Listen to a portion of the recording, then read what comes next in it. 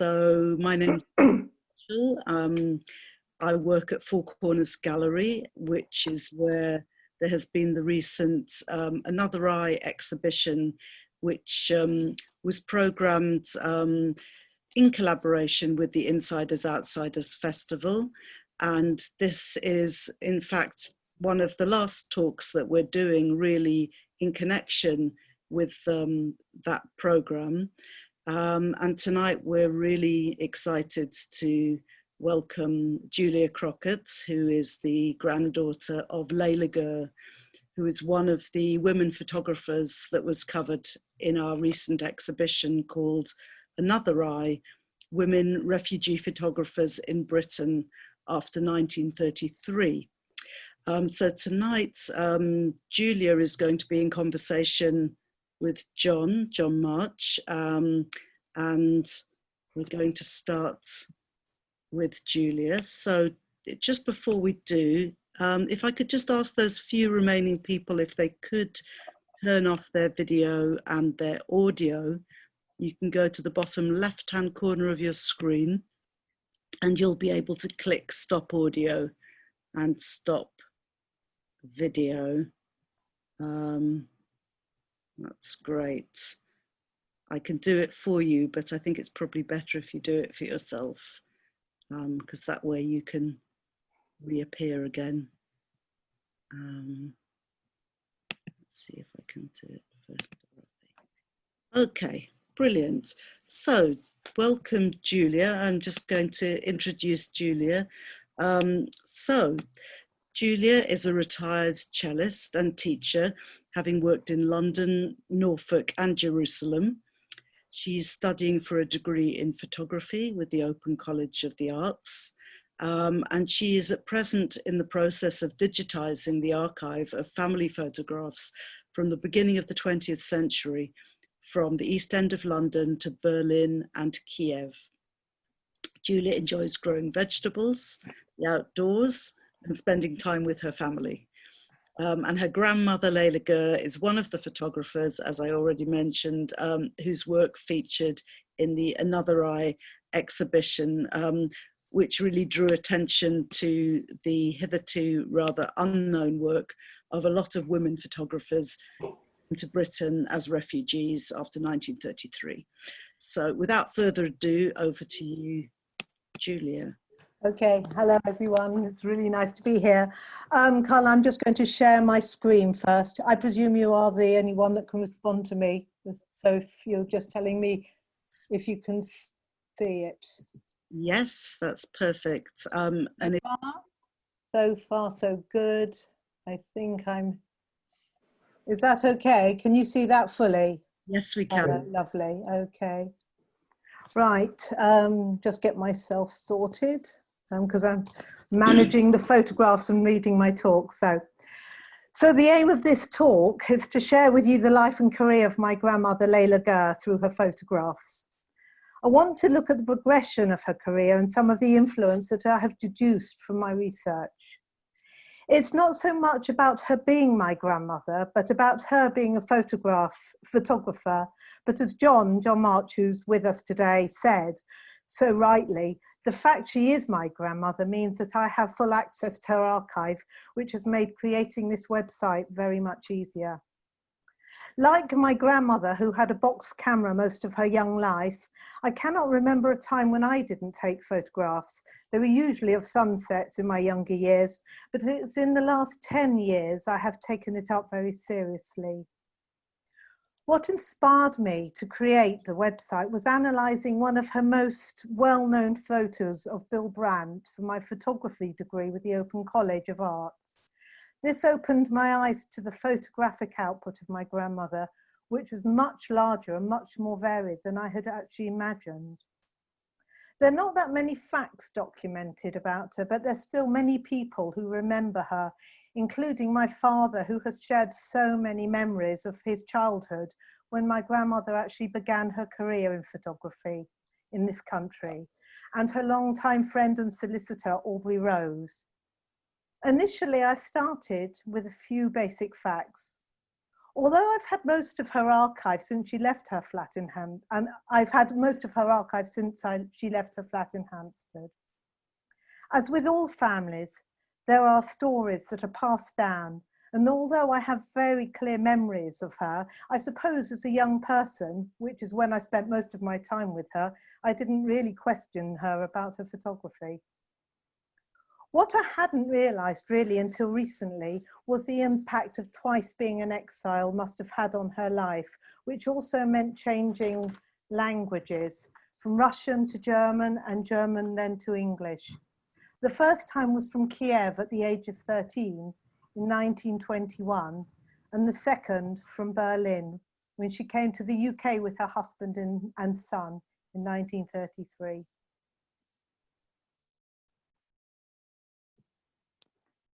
I'm going to start at the beginning in Kiev. Laelia was born in 1908 to a middle-class Jewish family. Her father was a solicitor and her mother a young widow with 2 young sons, and they lived a comfortable life in pre-revolutionary Russia. From an early age, she studied the piano to a very high level at the conservatory in Kiev. At her first public concert, the pianist Vladimir Horowitz, a few years older than her, was giving his final performance at the school. He became her favourite pianist.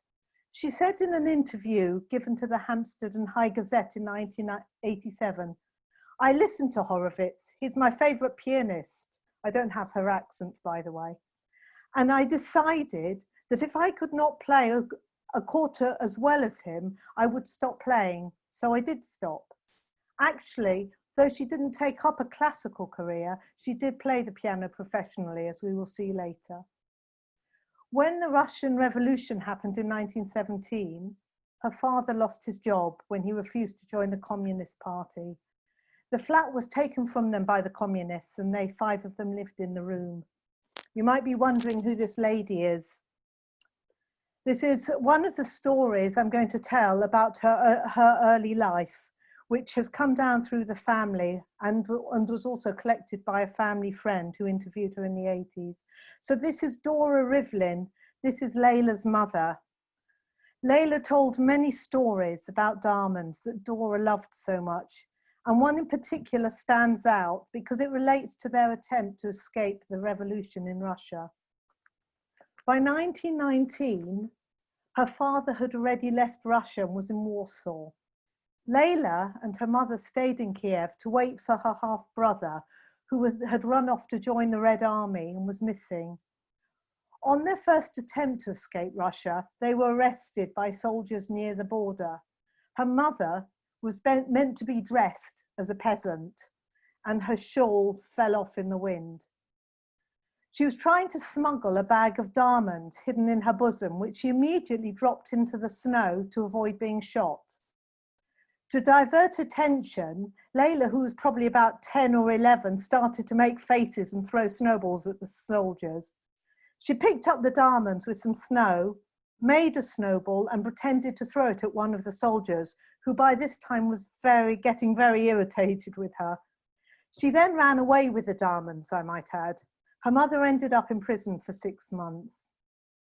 2 years later, on the next attempt, they escaped to Berlin and then they escaped to Poland and then on to Berlin. I think that whether these stories are actually factual or not is not so important, but what is clear is from a very young age, Laelia had learned to survive under some very difficult conditions.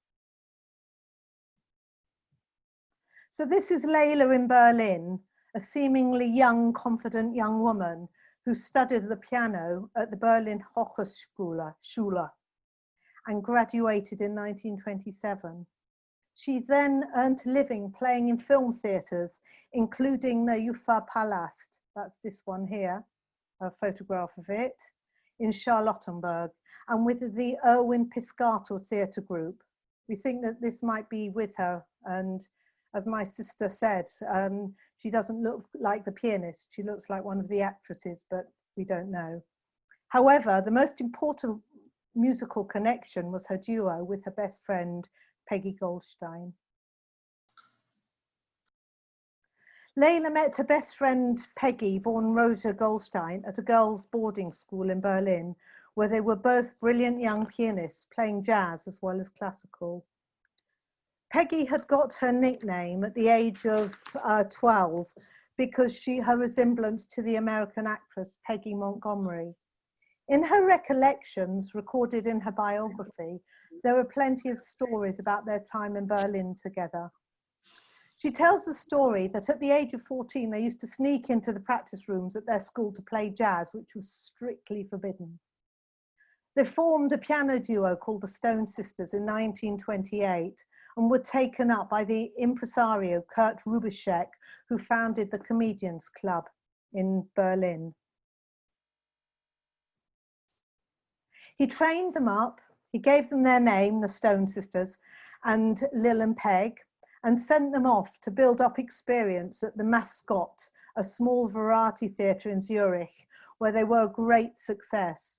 For the next 2 years, they travelled through Germany, Switzerland, and the Baltic countries, playing and singing American popular song, ragtime, and well-known German cabaret songs in cinema, stage shows, and concerts. Laelia wrote in the article for the Hampstead and Highgate Gazette, our fees were at least 100 Swiss francs per evening, and we were very busy, usually 7 days a week.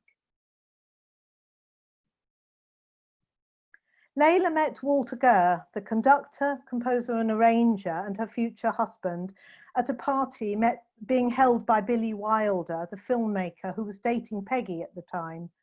The occasion was to listen to a radio commentary of a title fight by the boxer Max Schmeling. Boxing was very popular in Berlin at that time, especially amongst artists and women. Walter and Laelia were married in 1930. I think this is their wedding photograph going up the steps, and came to London in 1933 with their baby son Alexander, as Walter had been headhunted by James Gray, the head of the gramophone company, which eventually became EMI. The timing was very fortunate because as a Jew, Walter had lost much of his work in Berlin, including for the Berlin radio.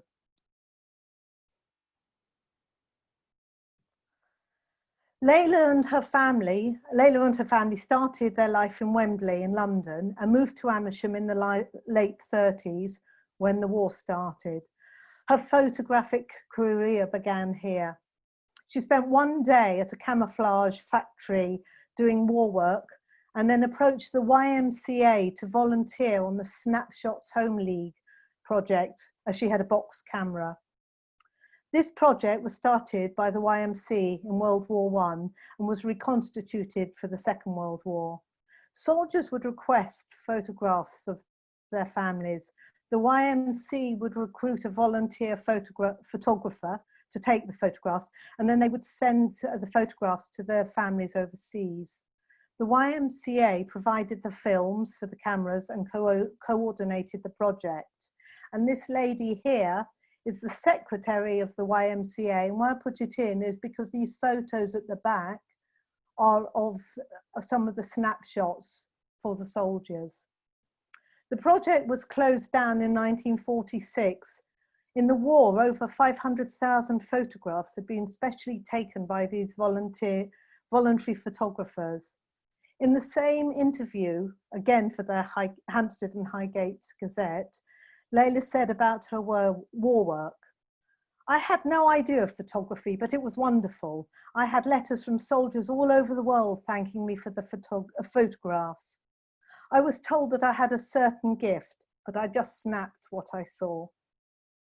I don't have any access to any of these photographs, but I do know that she set up a small studio in the Turret School in Amersham and developed her photographs in her bathroom at home. You might be wondering what these two African characters are, because this is what I call the Amersham page. And in Amersham, my grandmother they had very close friends who were entertaining some African business people. And Laelia actually took these photographs in Amersham. After taking up photography seriously from her war work, she must have approached Bill Brandt in the early 40s. Again, in the Hampstead and Highgate article, which I gained a lot of information from, she describes her experience with Bill Brandt. She had contacted him and he had agreed to let her follow him on his latest assignment, which was photographing children. She says that when he arrived at the location, the children would rush up to him, but he would just stand like a statue and not say a word. And when the children got bored with him, he would start photographing them. She said that what she had learned from Brandt was the photographer's creed of patience, and watching him process his film in his kitchen cum dark room, she inherited his fondness of dark backgrounds. The picture on the, wrong one, sorry. The picture on the right is Bill Brandt with his wide-angled camera taken by Laelia in 1945. This camera was a police camera formerly, which he bought in Covent Garden in London. I was quite intrigued by this photo as it's very clearly different in style from many of her other photographs. Although at this time when she took it, she was still very much in the early part of her career. It is quite a formal portrait in which, through my research, I discovered Brandt actually had a large say in how it was portrayed, how he was portrayed in the photograph. Brandt, as we know, was very close to Lee Miller, the American surrealist photographer who he met in Paris. And as far as I understand, is that Laelia also knew her. I think she moved, I don't know the history, but I know she lived in England and maybe in London, but my grandmother did know her. And I wanted to show this photograph, which is one of Miller's most famous photographs, David E. Sherman, Dressed for War, which was taken in 1942. Because I wondered, it was an interesting connection, and I wondered if the photograph had any bearing on Laelia's portrait of Brandt. And I thought it might be interesting just to look at a couple more portraits of Brandt. Obviously, he's older, taken by other photographers. So this one on the left is by Roger George Clark in the National Portrait Gallery. And the one on the right is Bill Brandt by Ara Güler. He's a fantastic Turkish photographer, or was. The photographs, there were 6 negatives that my grandmother gave to the V&A in the 1980s, which had been taken at Bill Brandt's house in Belsize Park in 1945. And they actually haven't been seen before. So these aren't very good reproductions because I photographed the negatives, which I was allowed to do as a relation, and then I worked on them to make them pictures. So, but as I say, they haven't been seen before. So Brandt is reading a book by Freud here. And here, I think Freud also lived in Hampstead. And 2 more.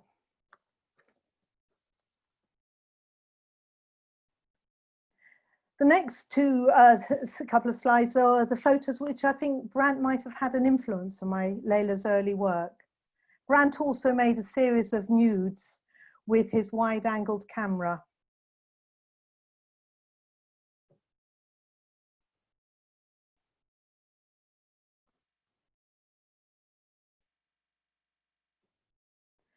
Laelia did some street photography, not a lot, but she did some, certainly in her earlier career. As I said previously, she was with Brandt when photographing children, and she took numerous photographs of children that some were published in Lilliput, a very popular magazine of the 40s. The one here, this is a Lilliput, the one here on the left was actually used for a Scottish electricity advert and a rather peculiar article in a paper that I don't know what it is here. So she, like many of her contemporaries, had many pictures published in many publications like the Jewish Chronicle, Lilliput, and the Picture Post.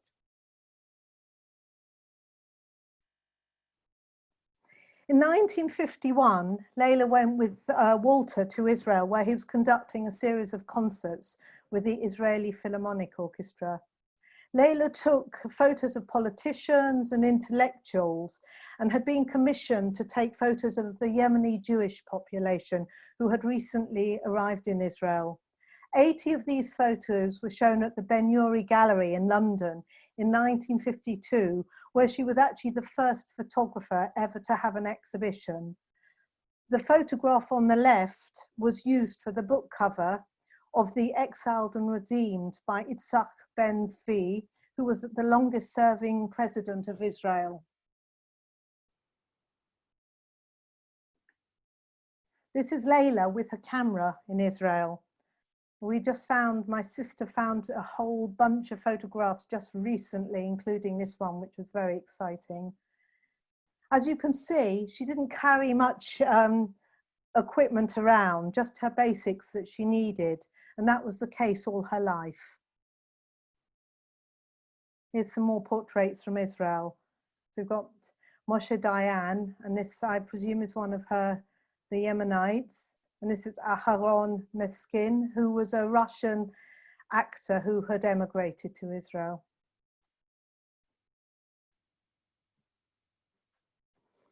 In September 1965, Igor Stravinsky made his last visit to London to conduct the firework suite with the new Philharmonic Orchestra at the Festival Hall in an all-Stravinsky program. Laelia attended the final rehearsal to photograph Stravinsky. She was positioned behind percussion using a 35mm Pentax camera with a telephoto lens mounted on a small tripod. I have a photograph of her with a tripod. It was just one that sat on her chest. It was very small. She wrote a long description of her experience of the session, which is actually on my website. She said in the newspaper article that she considered Stravinsky to be one of her greatest subjects. It seems that she had much sympathy with her fellow Russian musicians. These two pictures show actually how she worked. The one on the right is a cover for a huge mock-up book of her Stravinsky photographs, which I have. And note how she cuts them out. And just the other day, I found a little note saying, of course, I don't cut out my photographs anymore.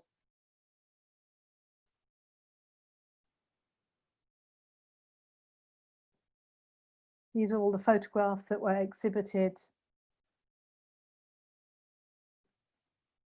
Her photographs of Stravinsky were actually exhibited all over the world. The picture on the left is from the exhibition shown at the Los Angeles County Museum of Art in 1968. And on the right, one of a newly discovered photograph from my sister's collection of a billboard of Stravinsky in Vienna. I don't know which building that is, so if someone knows, please do let me know.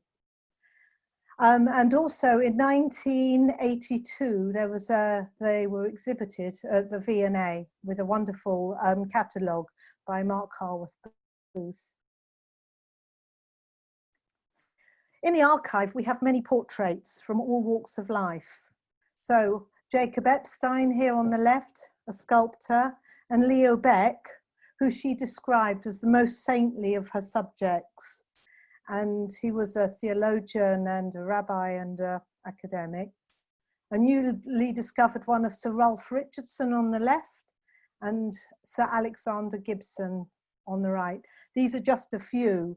In the Jewish Chronicle, in my research, I found at least 10 different articles where her portraits have been featured. So she's got a wide variety of people. Between the 50s and the 70s, Laelia photographed many musicians, including Menuhin, Barbarolli, and the Oistrachs. Musicians in Camera was published in 1987, featuring 73 musicians. Her close friend Aubrey Rose, who was at this rehearsal when she was shooting Rostropovich, remembers Laelia was trying to get Rostropovich into the right position so that she could get the best photographs, but he was only concerned in the rehearsing and playing the music.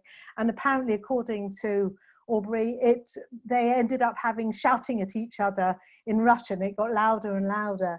He remembers being the only person there, but I don't know why, but I have a distant memory of also being at that rehearsal. So maybe she did more than one shoot.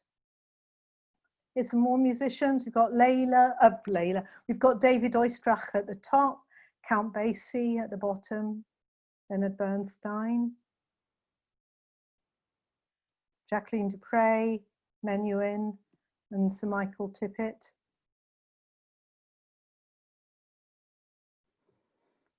Laelia loved dogs, really loved dogs. And these portraits, I think they speak for themselves. She collaborated with Vita Sackville-West to produce a book, Faces, which has just been republished by Daunt Books in 2019. The photograph on the left is Parsley. She was our family dog when I was a child. I'm not actually a great lover of dogs. I'm quite scared of them, but my father and sister inherited her love of dogs. But I still think, looking at the portraits, they're so human. And she really, I think her passion for dogs comes straight through. Same for the cats. I love these portraits of the cats, especially the one on the left.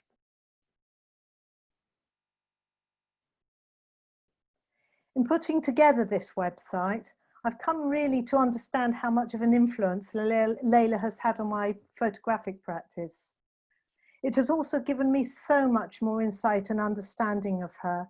She isn't just my rather eccentric and enigmatic Russian grandmother, but she's a photographer of great range and variety who, although she just snapped, had the most successful career in her time.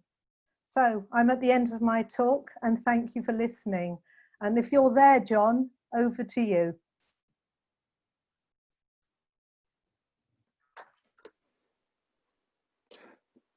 Is anyone there? Yeah.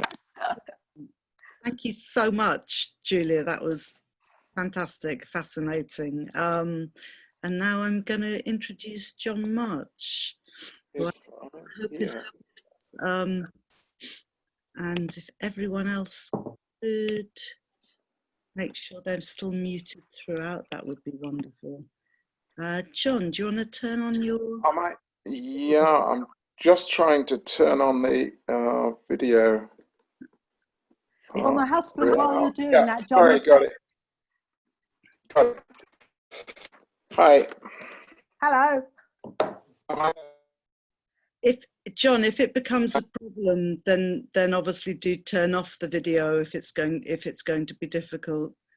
But can you hear us? Yeah. Okay. I'm going to suggest maybe you do turn your video off. It might just be easier because you're not quite coming through at the moment. Yeah. Is that easier? Okay. Shall I give you a quick introduction, John, and then can you hear us? Yeah. Right. Oh, yes. Yes, I can. Fantastic. Okay, so I'm going to introduce John March. So John is an independent researcher who has published articles in the Exile Studies on women exile photographers. And really, I'd say it's actually his work in this area that has really taken forward a lot of quite important work on relatively unknown women photographers. So I think we owe him a large debt in that respect. He was the joint author of exhibition catalogues, both for the lost photographs of Gertie Simon with Barbara Warnock in 2019 at the Wiener Library. And then also with myself in 2020 as the joint author of our Another Eye exhibition catalogue. And he recently also contributed an essay to the Laelia Goehr website that Julia has put together. And John is an associate faculty member of the University of Leeds. So over to you, John.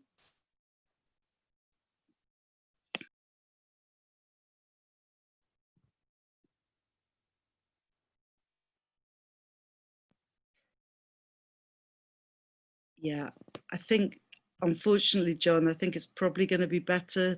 We can't hear you at the moment. It might be better if you Don't know if he's disappeared. No, he's still there. Can you hear us?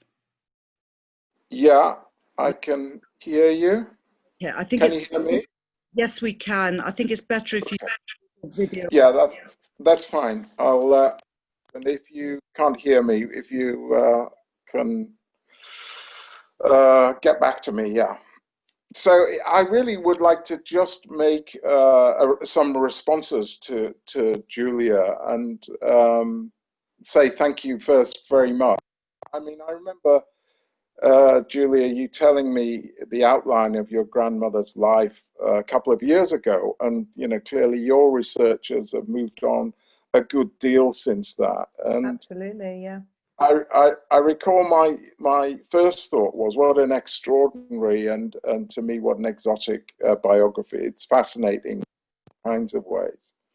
And I guess that the next thought or the simultaneous thought was really the echoes of her biography and the lives and experiences of the other women photographers who came to Britain in the 1930s. So really just one or two observations, I'd guess, in thinking about these similarities and dissimilarities that her biography showed in relation to that wider group. So just to, if you like, respond to your story, Julia. I guess the first thing that strikes is that with her being born in 1908 and then coming to Berlin as a teenager, and as a young woman in the late 20s, although she came from the Ukraine, so she wasn't German, she was entering this Weimar Berlin world and joining a group of women of her generation that were really taking up the opportunities of the new freedom of the Weimar Republic. And I guess it speaks of a kind of engagement with culture and with self-expression and with a kind of young womanhood which was given a very high degree of independence, certainly in relation to what had been in the past. So that the who were born were actually born in the same year. I'm thinking here of Greta Stern and Ellen Auerbach, who were developing their photography careers at the same kind of time that your grandmother, Laelia Goehr, was engaged with her music and her art in that respect. And so that there was these young women, somewhat privileged, but making their way in, I guess, what we'd call cultural careers, and then leaving Germany, them leaving a little bit later than your grandmother in her circumstance, and then many others who made their way and then often further afield in the 1930s.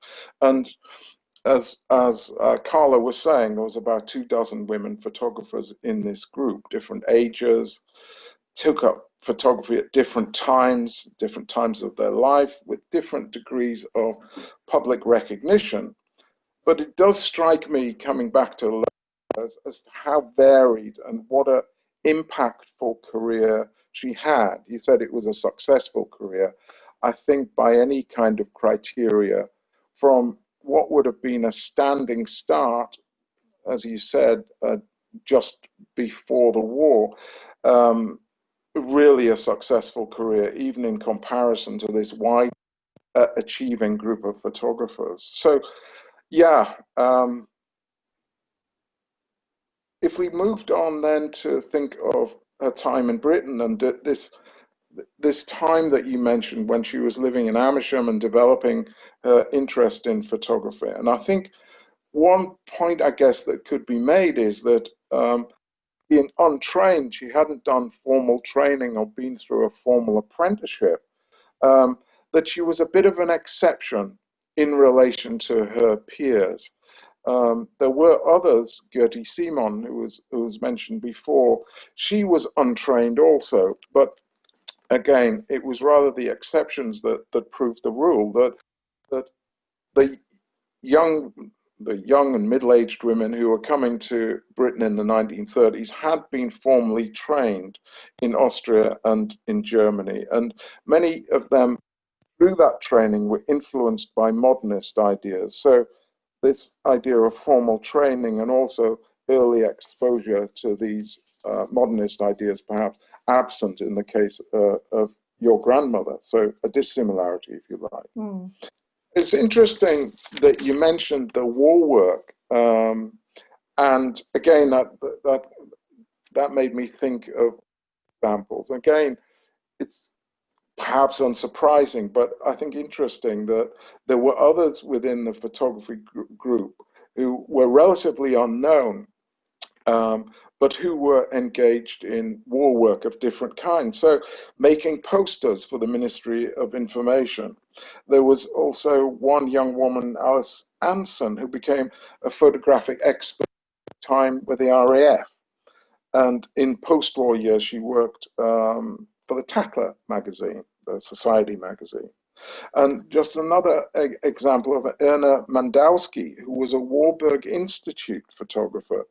And there's record of her testimony of her time doing a stint as a fire watcher during the London Blitz. So a kind of clear, or at least I'm giving examples of a clear engagement there. The other one which you stressed in your talk, Julia, was about portraiture, and again, portraiture very important for the group of women photographers who came to Britain, and this relationship with Bill Brandt, I think that is a really interesting theme. And what is interesting, I think, is the idea that there was a feature in the Lilliput magazine. Could Yes, you I have. Yes, I did do that for you. Hold on, I have to go back and share my screen. Do you mind? Yeah, no, not at all. I'd got it all ready. There we are. No, is that one you wanted? No. Yeah, that one. Yes, exactly. that's the one. Yes. Exactly. And, you know, I found this a very interesting little feature in Lilliput, 1940, was where different approaches to portraiture were being explored. So what they had was a series of photos, of portraits rather, of the same sitter, but with different approaches from different photographers. So what you've got in this page, which you've got in front of you, is a kind of compare and contrast in the magazine with Laelia Goehr's portrait on one side and Bill Brandt's on the other, which is a kind of particular coincidence, seeing that they knew and worked together. And what I think is kind of interesting is you've got a testimony then underneath Laelia Goehr's photograph, and it's this photograph which is of a mirror. And if you just bear with me, I'll read the caption, which is a bit difficult to read. It says, "As it's a film star's job to be photographed from every angle, Josephine Stewart," that's the subject, "knew all the tricks," and tricks we've got in inverted commas. "I tried poses. She looked very beautiful, but without any expression in her eyes. With a final assault on feminine vanity, I managed to get a much more lively and charming portrait in a mirror."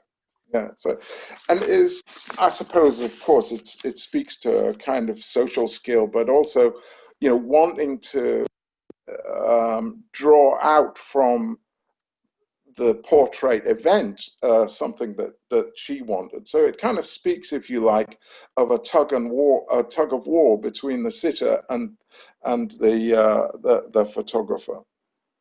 And the other one, Yes.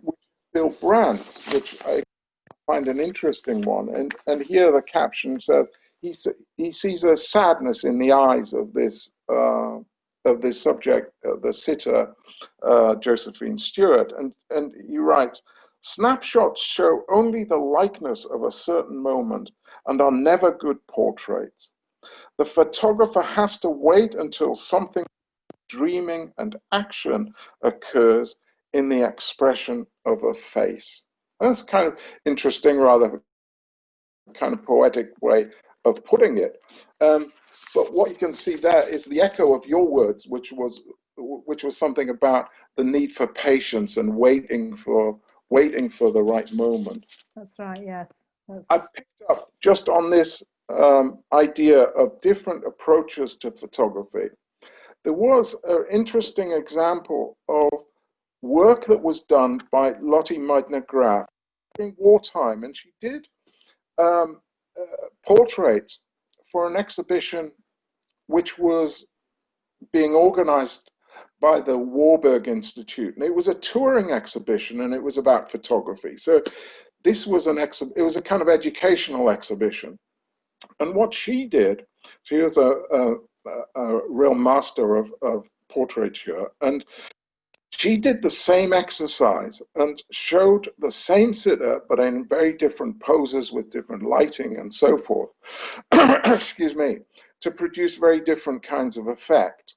And I guess the moral and the educational purpose of that effort by her was to say, look critically at portraits, because they can be of the same person, but be telling a very different kind of story. So it was an encouragement not to not believe what you see, but to be critical of what you see. And I guess it's what's being done here.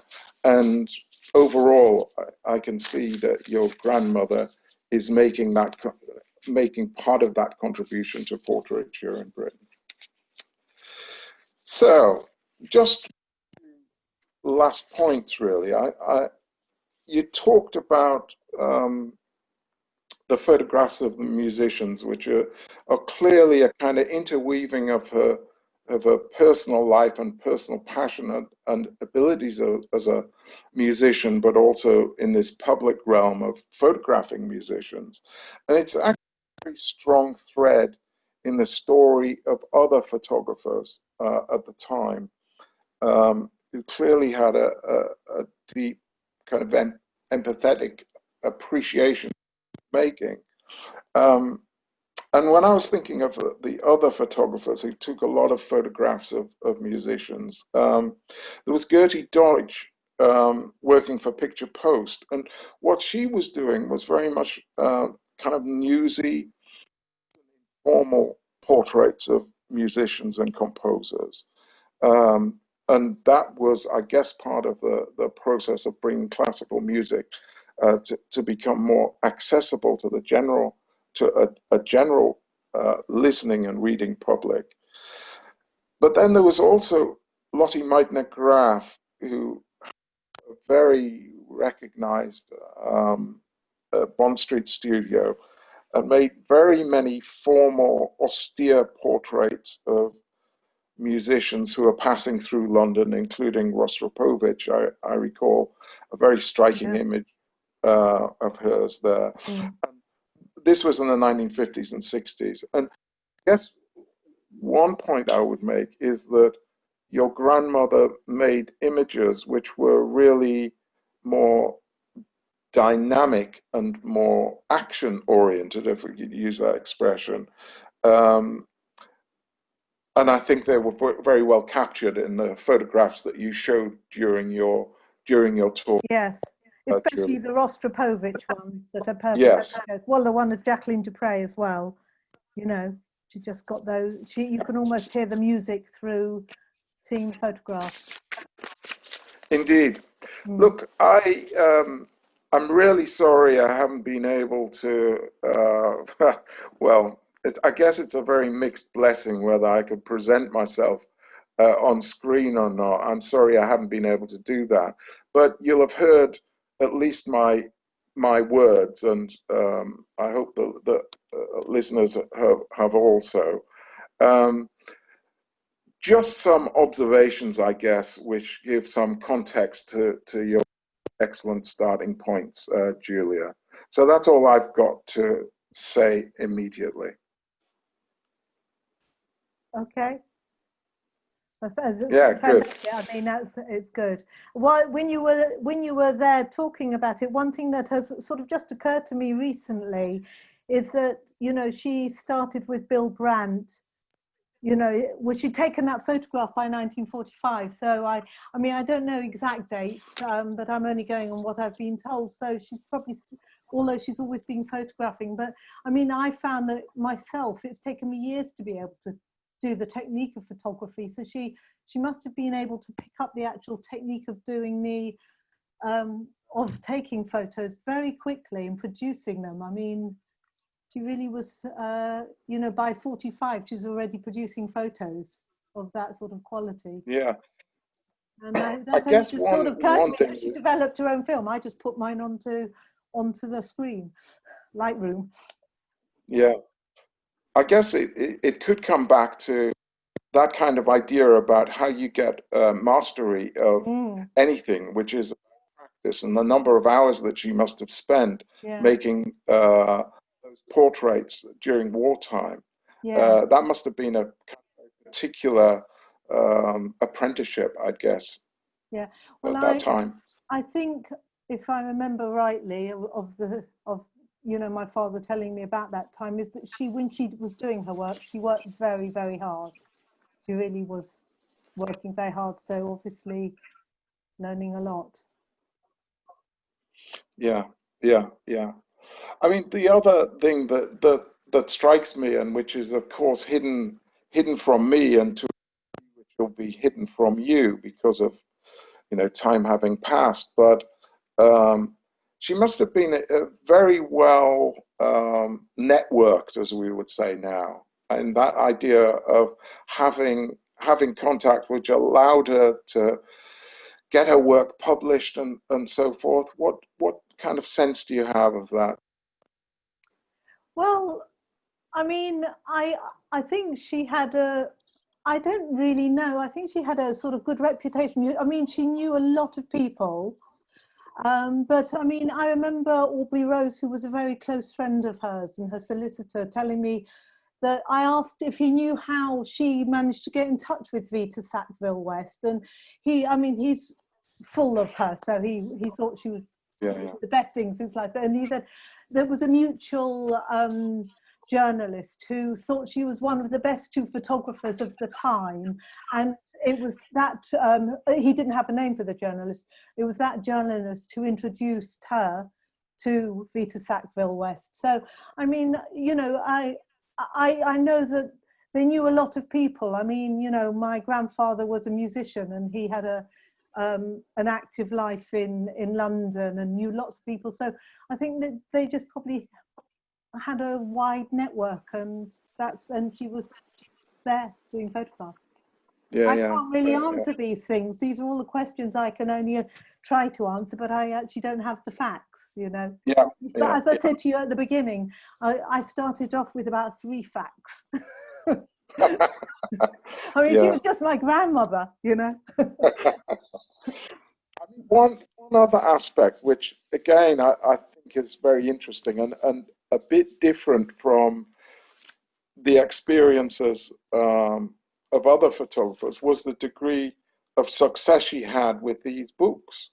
Yes. That, you know, there were others who wrote technical texts, who wrote histories of photography, who contributed to no end of books with portraits and landscapes and so forth, but none where there was this very active collaboration, as there were in the books about the animals. For I think that's a remarkable kind of achievement. Yes, well, I mean, we didn't mention the one about the baby tiger. And also I found recently, I mean, there was a journal that was published every year in America, and I picked up a journal and her photographs were published in that. It was a sort of like an annual sort of picture, you know, like Picture Post would do a yearly annual. And I picked that up, and that was in the 40s, and she was published in that. And I was picking up a lot of articles all around the world, Australia and Africa, about, you know, talking about mainly about her dogs and the musicians. I think they were her 2 most successful books, really. Yeah. What about inviting, if if Carla would maybe invite more questions. Yeah, absolutely. So just to everybody out there, please do put any questions you have in the chat, or if you would like, as with Monica, to unmute yourself or also turn on your video. You can either just speak or turn on your video. Please do that. We'll just have an opportunity for some questions. So Monica, do you want to? Yes, perhaps I can set the ball rolling. There's been two comments from Yona Yaku-Kromholtz from Israel, one of which picks up on something I was going to ask anyway. One is, where can we see more of her work, which I'm sure will be echoed by Come round to my house. Absolutely. The website, of course, is a wonderful resource. But also, she points out quite rightly, of course, that Milan Kosman also excelled in not photographs but sketched portraits of musicians, including most notably Stravinsky. And I wondered, just broadening that out, whether you might say something about the wider cultural milieu, Julia, in which your grandmother obviously lived and breathed, in a sense, beyond the world of photography. You mentioned Vita Sackville-West, Nila and Hans Keller, that whole music world, obviously through her husband. Yes, I mean, obviously, in recent times, I've acquired some information. You know, they had quite a community of people in Amersham. There were a lot of people who had come from Germany and other countries, and also from the East End. So there was a big community of people in Amersham. Oh gosh, I hope I'm getting this right. But obviously, she was married to Walter, who was a successful conductor, and they knew lots of people, but she had very close relationships with a lot of people, like Joseph Herman, I think she was very friendly with. But, you know, I don't really know the extent of these relationships. I mean, I know a bit about the relationship with Herman, only because, you know, Herman did a picture for my parents' wedding, and you know, so there was some close relationship.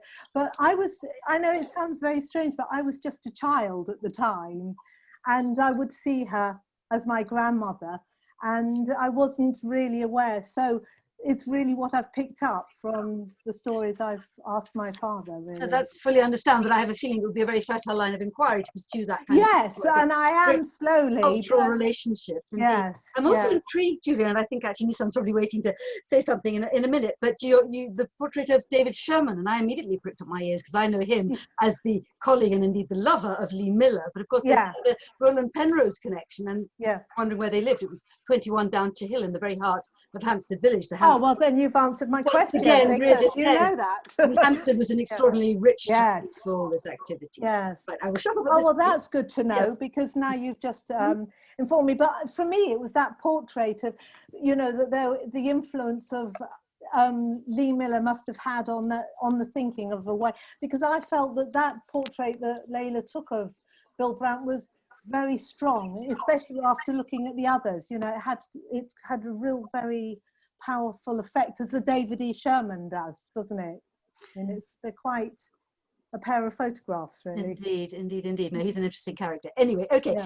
You're now again actually picking up on Amersham. I mean, Amersham of all places, but indeed we were talking before the beginning of the session, Julia, about the fact that Marie-Louise Motysicki, who in turn was a very close friend of Milan Kosman, wonderful expressionistic painter, also was based in Amersham during the war. And I have a feeling, the Korda film was in Denham, which wasn't far away. So I'm just thinking again, there may be some interesting. Oh, well, there is. You'll have to pick up the book about Amersham, but I can't say her name. She had a link. She was an interesting sculptor, a painter. Motysicki or Motysicki. Yes, I can't say it. But I know that I don't think they were very close friends of my family. I think they knew them, but they weren't close friends. Nissan, I haven't typed anything in. Was it something, Nissan, was it you wanting to say something? I think she did, yes. Yes? Go on, Nissan, go ahead. No? Yes, no? Okay, Carla, for some reason, yes, the questions are coming through to me, but actually not that many. So please do. I'm sure many of you have things you would like to ask or contribute in some way. Please type them in, or indeed just unmute yourselves and say what you'd like to say. I think that's absolutely fine. And speak now. Hi, Nissan. Hi. No, I can't work out whether Nissan actually does want to. You should be able to unmute yourself. No? while we're wondering about Nissan, perhaps I can just chip in and say that something I was going to say at the very end, and that is that, as Carla has mentioned, we've Insiders, Outsiders, and Four Corners have collaborated on a number of photography events, and one of them was a wonderful talk that Nissan Peretz, seen on the screen here, who, former photography curator at the Israel Museum, gave, called Displaced Visions, based on an exhibition project he did some years ago about the phenomenon and the kind of, the very interesting phenomenon that so many of the greatest photographers, most interesting photographers of the 20th and indeed even the 19th, but particularly the 20th century, have indeed been migrants in one form or another. So it's been recorded, it's on the Insiders Outsiders YouTube channel, so I would very much recommend that you take a chance to listen to it if you weren't there at the time. No more questions? Speak now. Yeah, hi Nissan. Well, for me it was a revelation to learn about a photographer I never heard of before.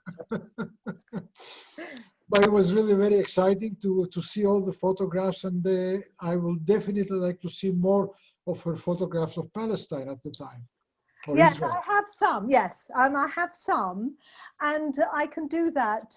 Obviously, I couldn't show every photograph, but Of course not. you know, as it said, that she took 82 were shown in the exhibition at the Ben Yuri. But I think between the family, we have maybe about 10, 15, and there's some more on the website, and I'll arrange that they can be made available, because at the moment, really, I've held on to the archive. I'm thinking about it. It's step by step as each thing develops of how I do it. But I actually have got, there are quite a few more politicians from Israel. Yeah. In fact, they've been in Israel for a long time. My sister in Israel has just returned them, so they've come back to England. So they've been traveling around over the period. Yeah.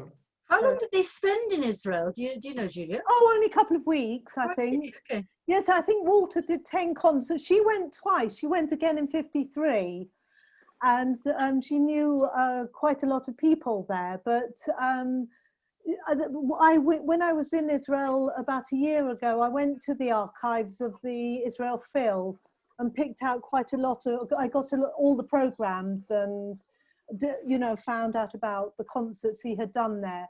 But, you know, again, not much is documented about her life. So it's really relying on family stories and being told, and the few photographs that we have left, and the odd, you know, talking to the Ben Yuri gallery, but they haven't got any photographs. They've just got the recollection of, you know, the information about the exhibition.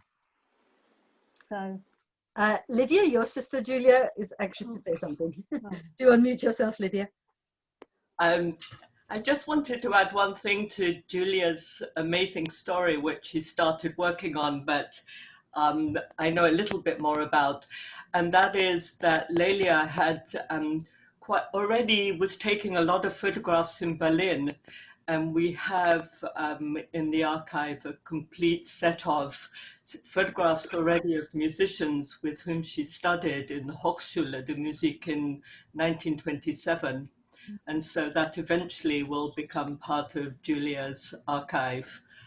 But it means that her interest in photography was well established in a way before she came to England. And I don't know how that developed in the first place, but Julia does. So that's all I wanted to add. No, that's really interesting, because actually we can identify the photos she did take in Germany, because she's cut them out again. She seemed to cut them out, which I occurred to me that I wondered if she was thinking in some sort of montage form, you know, because that was also very prevalent at that period of time. But Mrs. might know better than me about that. What I just wanted to add was really that, yeah. I think it's interesting because although she was relatively formally untrained, apart from some work with Bill Brandt, it's quite obvious, I think, and I'd be interested in what others think, that she's got quite a kind of continental eye in terms of her approach. I mean, some of her images look a little bit like maybe Gertie Deutsch, and you know, others look like some of those other photographers.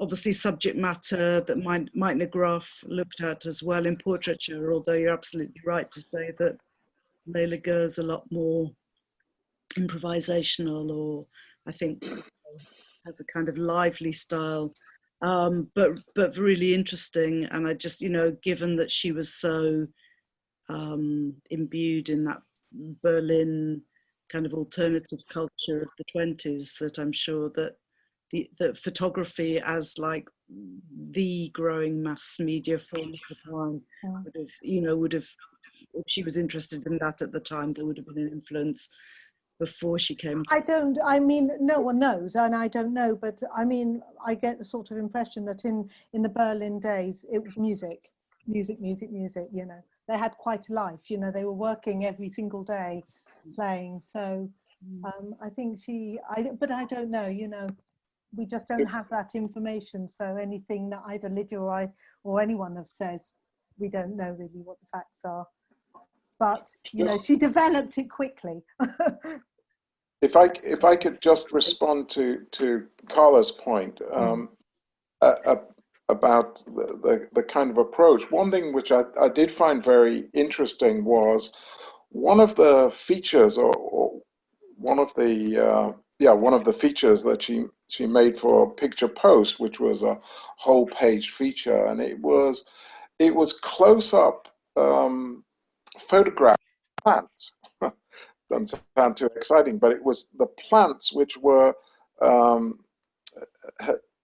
had been iced. It happened overnight. That's the picture from 1945. And what's interesting to me about that is this idea of close-up of natural features was something which was again a feature of 1920s and 30s photography in Germany. And I suppose it would be an example, although it wouldn't have been expressed in Picture Post in 1946, but it was very much a kind of style or a strand of the Neue Sachlichkeit kind of photography, which examined in a very cluttered way a particular subject, and in this case, particular subjects being natural subjects. Anyway, just a little point. Yeah, thank you, John. I wanted to ask another question to Julia, because I know you've told me that your grandmother really never came to terms with Britain. Why she? I don't know if I say she didn't come to terms.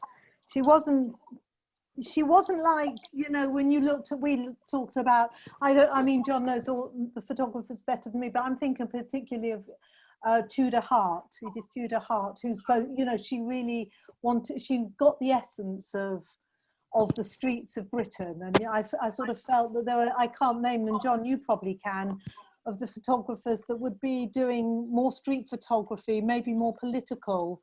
I mean,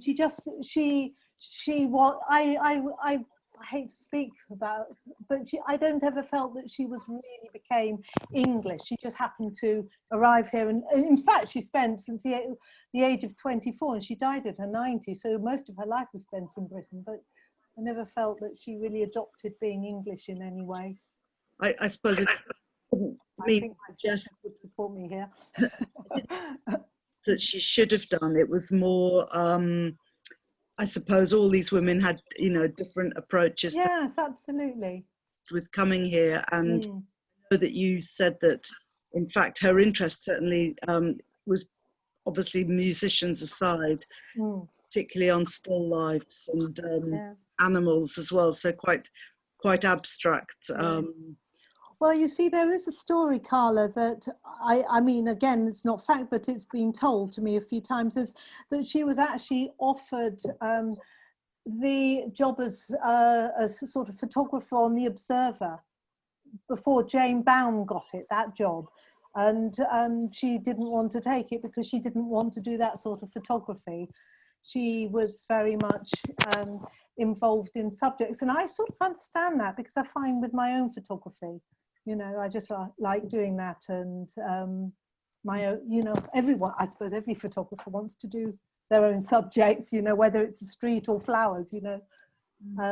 So I think she sort of really carved out what the areas that she wanted to work in, and that wasn't running around the world in as much as taking photographs on the street.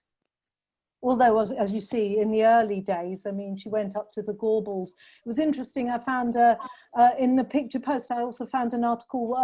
Brandt was also sent up to the Gorbals, and he did an article for the picture post, which wasn't successful. I think they had to, I don't know if they sent Gertie Deutsch or someone else after him.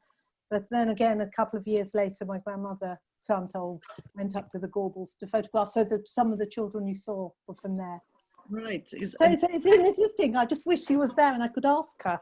Then I could tell you. Where did you find out about that? The images she took in the Gorbal? Well, only in as much those images we've had, and some of them have been published. But I asked my father. That's what he told me. So finally, it would just be nice to maybe ask you a bit about what she was like as a person. What was her personality like? Because one of the things that strikes me, particularly in those animal portraits, is there's a lot of humour, and I wondered if she was a humorous person. Yes, I imagine so.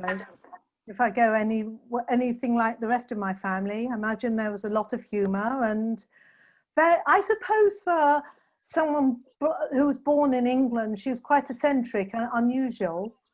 Because she was Russian and she didn't speak very good English. And I've been thinking a lot about her because of this. In fact, in preparation for this talk, I've been trying to sort of put myself back in those childhood days, but I was a child and now I'm an old lady. But she was, you know, she was a very dynamic, lively person, but you know, I didn't spend much time with her in that respect.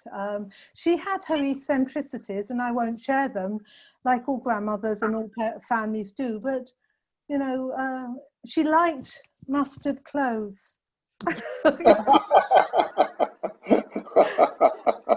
I tried to, and I think she copied quite a lot of my photographs, because as I said to John earlier, she must have asked me about those ice photographs, because I also took some many years ago, which I hadn't seen of her. So, you know, I think her influence on her photography was always there.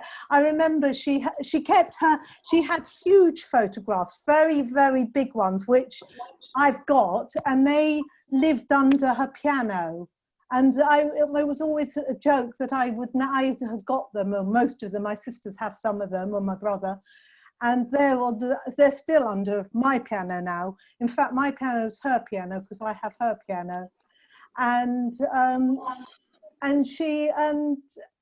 remember she had photos. She had a dressing table, and she kept lots of photographs under a sort of glass thing, you know, glass top on this in this very, very dark and sort of weird, strange flat in Hampstead, which was amazing, I have to say.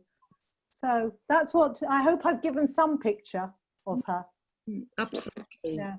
No, that's fantastic. Yeah. Is there anybody else who would like to say anything or comment?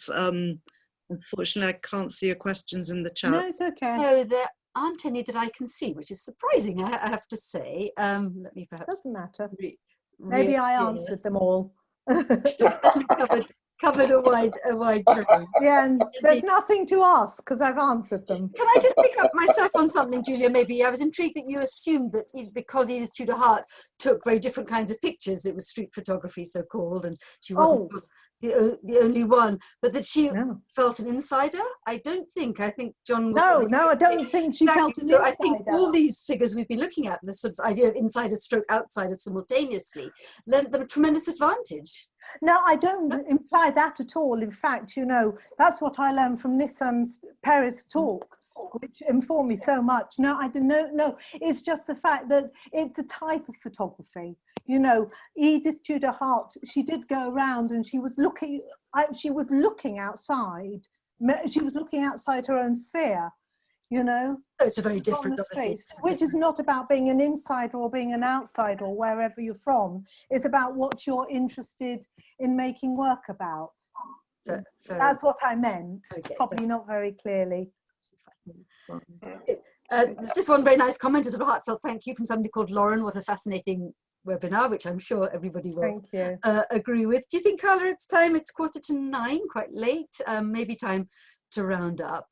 Perhaps I can just round things off by saying a very heartfelt thank you, obviously most particularly to Julia, but also to John. And I'm sorry, John, we weren't able to see you on the screen. And of course, to Carla for presiding over the event. On behalf of Insiders Outsiders, I'd like to just end by saying that one of the tasks of the festival, which now has this kind of afterlife in the form of all these online events, has been precisely to bring into the limelight, if that's the right word, lesser known figures. I mean, we all know the Gombrichs, the Kokoschkas, you know, I mean, etc., or the Amadeus Quartet in different fields of this world, and very great their contribution was too. But I think the fact that the festival and all the people involved with it, the research that's being done, is unearthing the fascinating stories and rich creative outputs of people like your grandmother is so worthwhile and so important to me. And in fact, of course, her gender, we haven't really talked about that.